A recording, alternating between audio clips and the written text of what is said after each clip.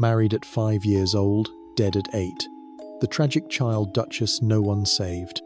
The hushed reverence of Westminster Abbey, mixed with the chill of a London winter as tiny Anne de Mowbray, barely more than a toddler, was led to the altar.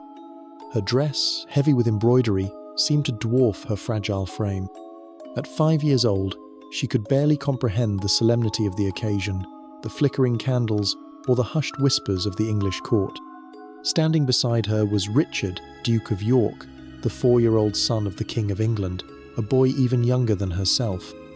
In the next few minutes, you're going to discover the horrifying truth about this child bride, whose short life and tragic end reveal the brutal realities of power and inheritance in medieval England, evidence that chronicles of the time often downplayed, preferring to focus on royal splendor rather than human cost.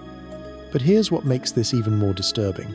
This wasn't some isolated ancient practice from distant lands. This was London. This was the heart of the English monarchy. This was the height of a powerful dynasty, and what I'm about to reveal will completely shatter your understanding of how European royalty treated their own children. January 15, 1478, St. Stephen's Chapel at the Palace of Westminster echoed with the formal pronouncements of a marriage, but not from love.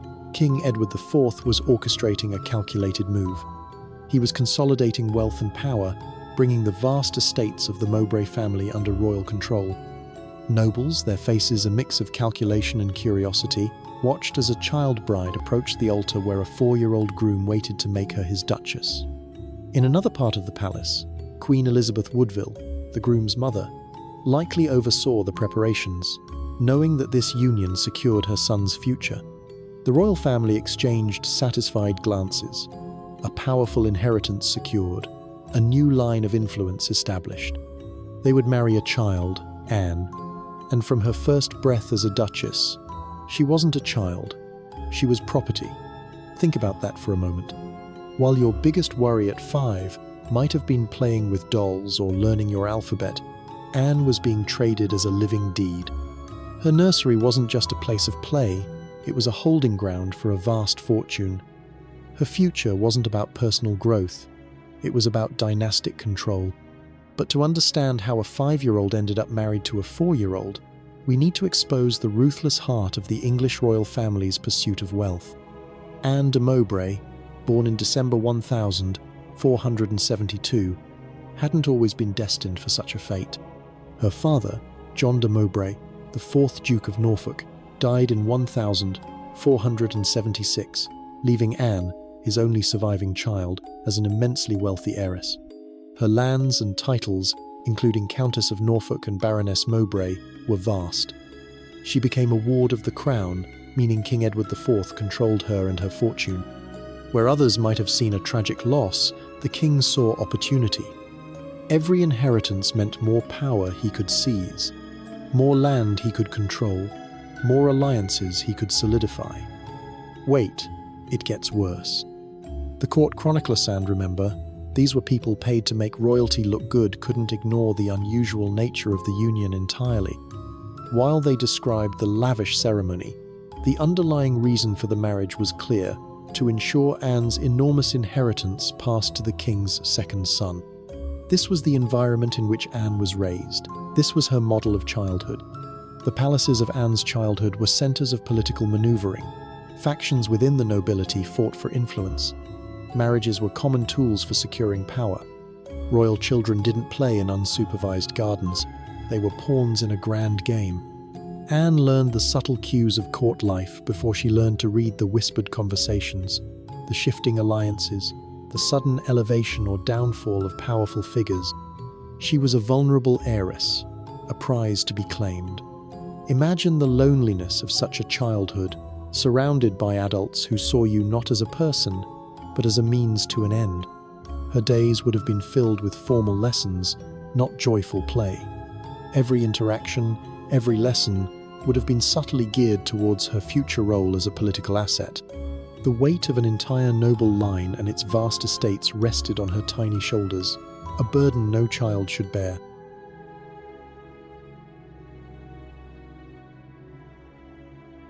The king's ruthless calculation. But here's the detail historians don't want you to know. meticulous records of parliamentary acts exist, and hidden within them is a stark truth. In January 1483, after Anne's death, an Act of Parliament was passed that ensured her vast inheritance went to her husband, Richard, Duke of York, rather than to her rightful cousins. This wasn't merely a legal formality, it was a posthumous appropriation, a final sealing of the king's design to control her wealth. Even in death, her property was leveraged for royal gain. Her brief childhood was merely preparation for this ultimate dispossession.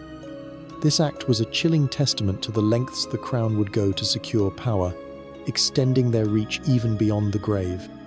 It highlighted a legal system twisted to serve the ambitions of the powerful, a precedent that fundamentally undermined the rights of even the highest nobility when it conflicted with royal desires.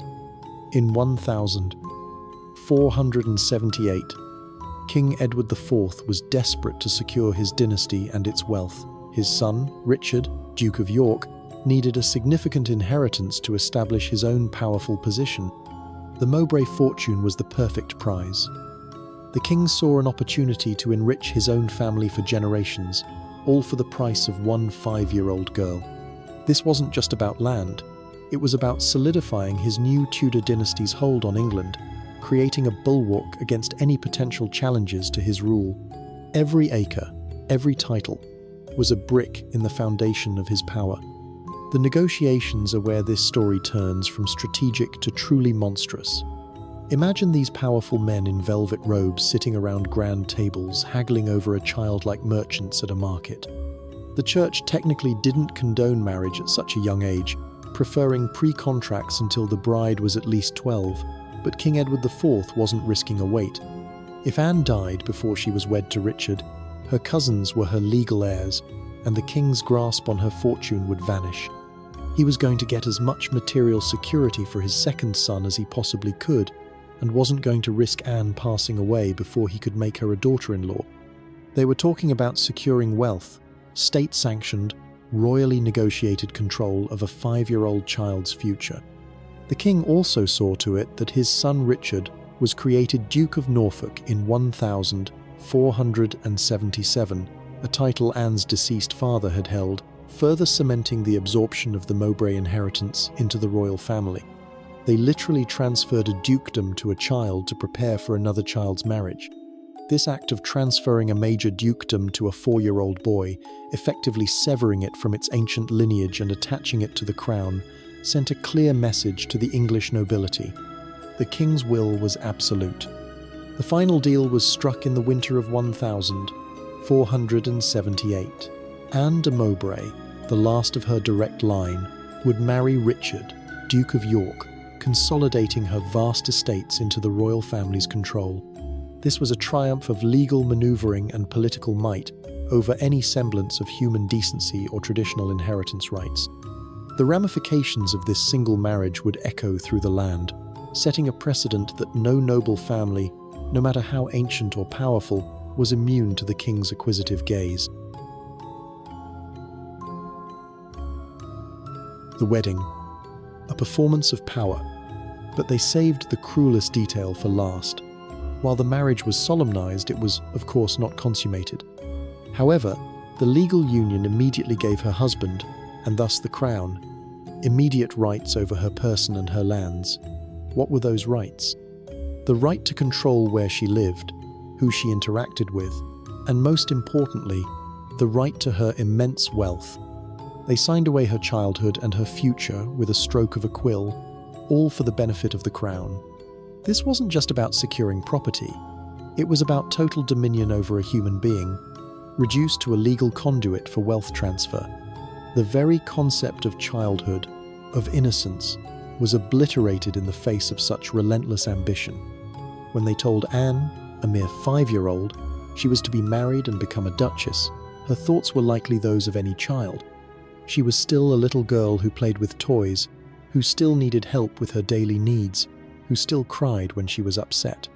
Can you imagine the bewildered confusion, the forced smiles, the endless fittings for clothes that were beautiful but utterly alien to her simple world? She was surrounded by the grandeur of a court, yet isolated by the very purpose she served. Her questions might have been about her dolls, her nurse, perhaps even if she'd still be allowed to play in the gardens. The answers, veiled in courtly euphemisms, would have ultimately been no. The English court threw itself into wedding preparations with obscene enthusiasm. Seamstresses worked day and night, creating a trousseau fit for a duchess. Lavish gowns, fine silks, jewels that had belonged to 3 generations of queens, all sized for a 5-year-old body. Queen Elizabeth Woodville personally oversaw the preparations, showing intense interest in her son's marriage. Why? Because this was her triumph. She'd successfully secured an enormous fortune for her son.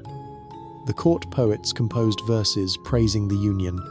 No one wrote verses for the little girl being packaged for dynastic gain. The sheer spectacle of the preparations served as a display of royal power, a performance designed to impress and intimidate rather than to celebrate a union of hearts. Every stitch, every jewel, was a symbol of her worth as an asset, not as a child. January 15, 1478, the wedding ceremony at St. Stephen's Chapel was a masterpiece of political theatre.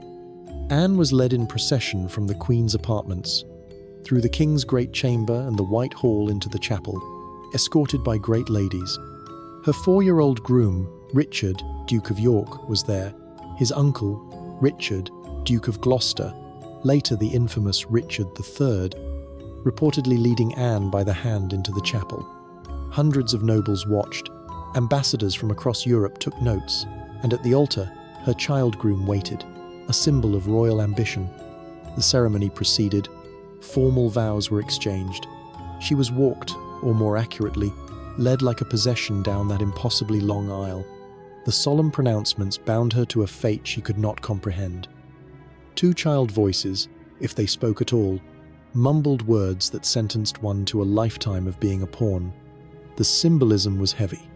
Gloucester, the future usurper, physically guiding the heiress into a union that would benefit his brother's line, and, by extension, himself. It was a tableau of control, a chilling foretelling of the ruthlessness that would soon consume the royal family. When it came time for the rings, their tiny hands would have been dwarfed by the significance of the exchange. Witnesses likely observed the profound youth of the couple. The rings, specially made, were forced onto tiny fingers. She might have winced, a small sound of discomfort lost in the vastness of the chapel. No one stopped the ceremony. The traditional blessings were bestowed, binding these 2 children in a political union. And then it was done. Anne de Mowbray was now Anne, Duchess of York, wife to a boy only a year younger than herself. The court cheered, bells rang. Celebrations ensued.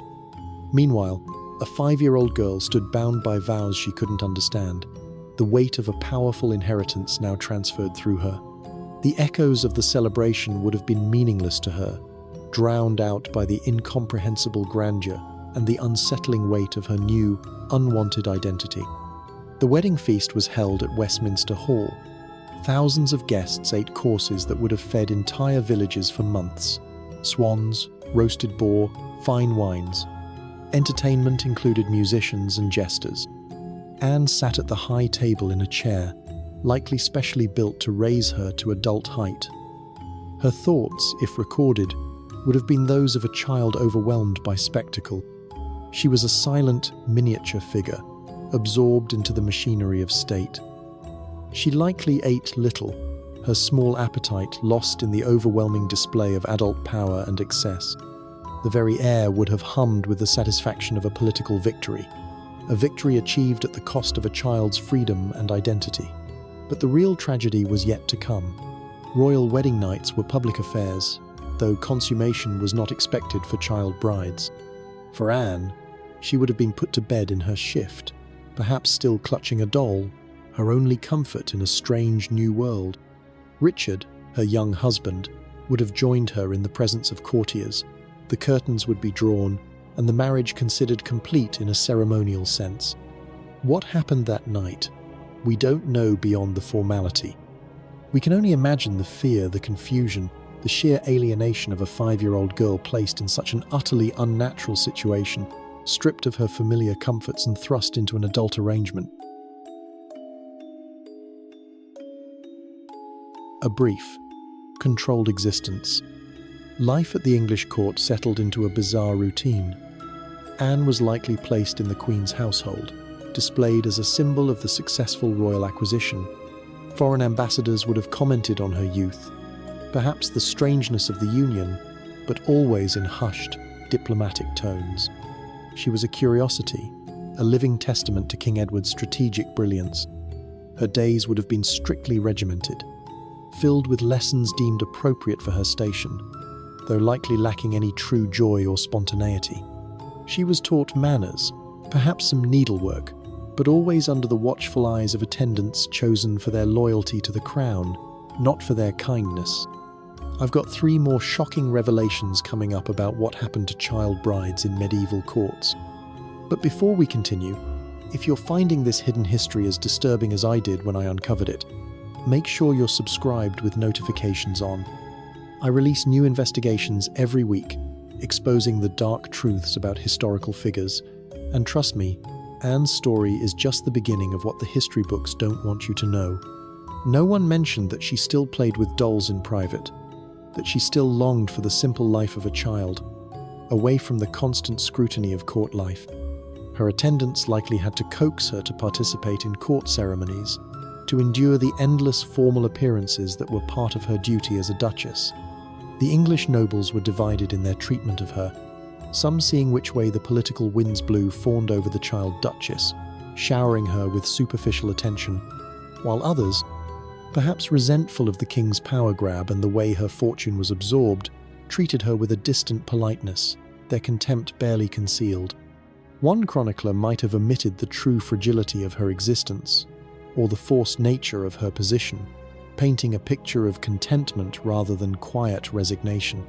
The whispers of her ill health, even then, might have been dismissed as minor ailments, not signs of a life struggling under immense pressure. Meanwhile, King Edward IV's reign continued, marked by political maneuvering. The Mowbray dowry, the vast wealth Anne represented, was now secured for his son. This financial windfall allowed the king to pursue his ambitions, perhaps funding military campaigns or lavish building projects. Anne received letters, perhaps from her mother, Elizabeth Talbot, Duchess of Norfolk, likely heavily censored by royal officials, filtering out any content that might foster discontent or homesickness. Her own thoughts, if she could articulate them beyond a child's understanding, would have been about her unfamiliar new life, her strange husband, and the suffocating formality that replaced the freedom of her early years. Her tiny hand might have struggled to form letters, conveying simple messages of longing, or merely echoing the polite phrases dictated to her. The unseen end. Then, in November 1481, everything changed. Anne de Mowbray, Duchess of York, died at Greenwich Palace. She was just 8 years old.